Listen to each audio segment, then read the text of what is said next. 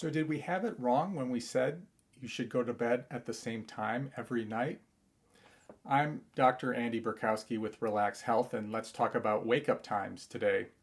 Well, that's not entirely wrong, but really the truth is that the wake-up time is the most important timing of sleep as it sets our biological clock.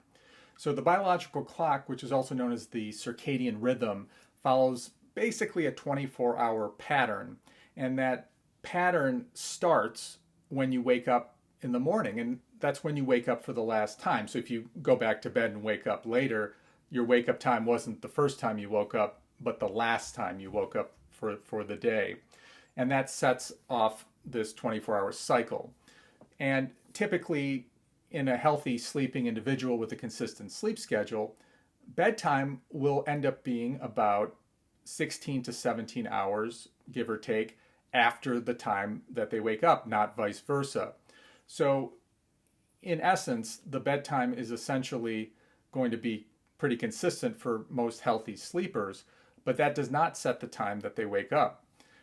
The two factors involved in falling asleep at night are number one, the time relative to when you woke up, which should be, again, 16 to 17 hours after you woke up.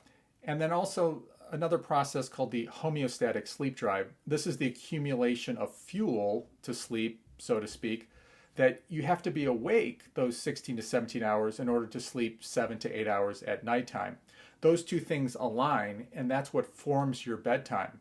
So in a healthy sleeper who wakes up at the same time every day, the bedtime is relatively the same time every day, give or take 30 minutes, 15 minutes here or there.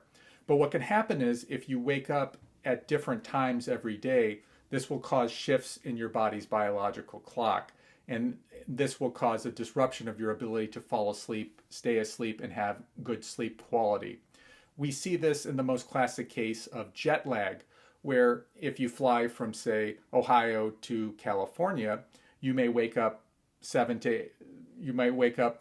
hours later in California, and then when you fly back, you're now asked to fall asleep and wake up 3 hours earlier. It's much harder to move eastern and to go to an earlier time zone than it is to go to a later time zone, because it's very hard to fall asleep progressively earlier. You can only start waking up earlier first and then fall asleep earlier. So again, I want to emphasize that generally your bedtime is going to be the same if you're on a consistent schedule, but the most important thing is to wake up at the same time every day. And if that means setting an alarm to get yourself into a pattern, that's what your body wants. And that's why the rooster crows at just about the same time every day. So remember, this is for general medical information only. It does not constitute the practice of medicine. All medical decisions should be between you and your licensed medical provider. And remember, some of the keys to sleeping well at night. One is to wake up at the same time every morning. And a second thing is to relax.